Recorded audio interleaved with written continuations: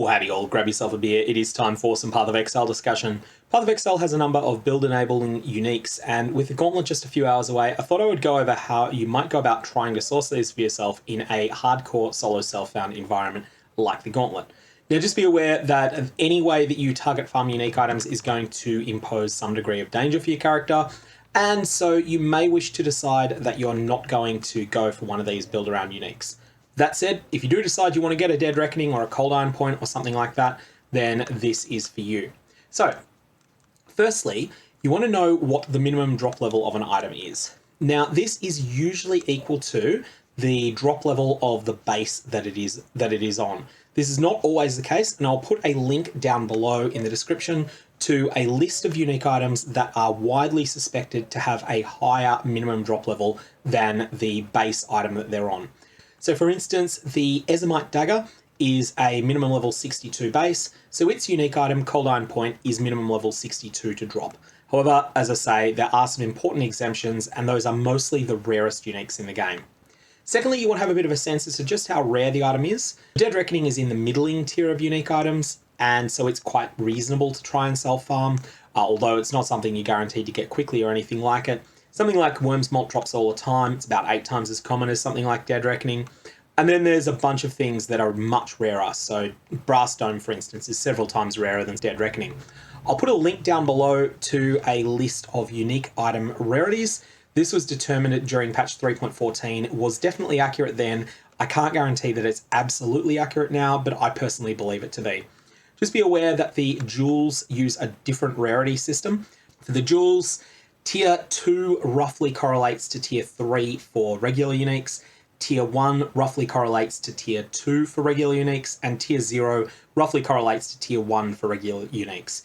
In short, Arakali's Fang and Unnatural Instinct are rare, don't count on seeing them, whereas something like Dead Reckoning or Cold Iron Point is much more reasonable to get, although still not super common. So your first option, and this is the best way if the unique item you're chasing has a minimum level of 50 or more, is to target Heist. Heist is going to be your best option in this case. Brute Force Heist and Engineering Heist have chests in them that drop 3 uniques quite frequently.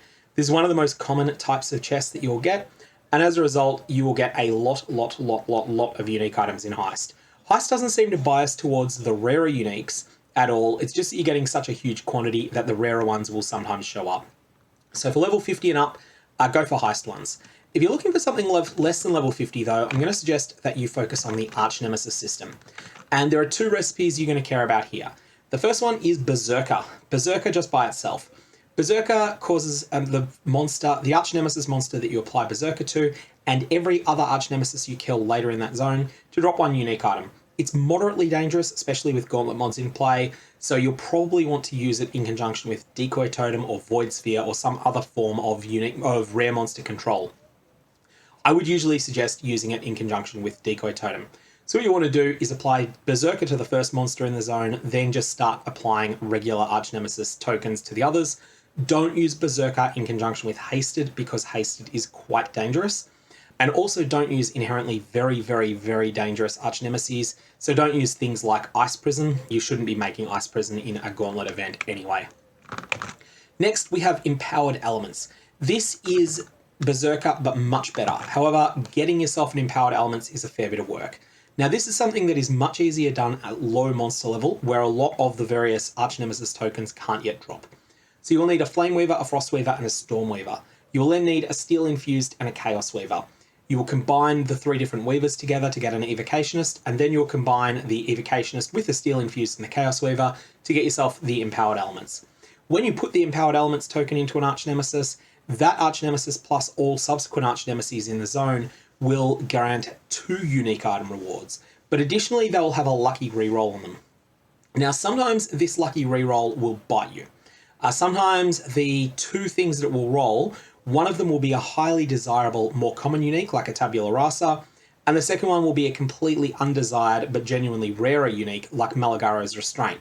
In that case, you would end up getting Malagaro's Restraint, where what you really wanted was the Tabula Rasa, or the Goldrum, or whatever it was that's a Tier 4 or Tier 5 rarity. However, most of the time this will work in your favour, and it does mean that you are almost twice as likely to get the very rare outcomes, and that'll apply to everything. So what you want to do is use empowered elements on the first Archnemesis in a zone, then your second Archnemesis in that zone, you're going to want to add in Berserker, and then your third and fourth, you're going to want to add in really, really safe options. Don't use Rejuvenating. Rejuvenating is horrible. You want to use things that you think are pretty safe, because when it's got empowered elements and Berserker, it's going to be dangerous. Most importantly though, be very careful when you fight the Evocationist step in the middle, because that Evocationist is going to be inflicting devastating freezes, chills, shocks, and ignites on you. And in the context of Gauntlet, every single one of those is going to be dangerous. Anyway, that's all I've got. A really simple outline here that you want to consider empowered elements at low level, especially at low level where there's a lot less different types of Archnemesis that can drop, and so it's much easier to put together a complex recipe like this. You also want to be using Berserkers whenever you get them.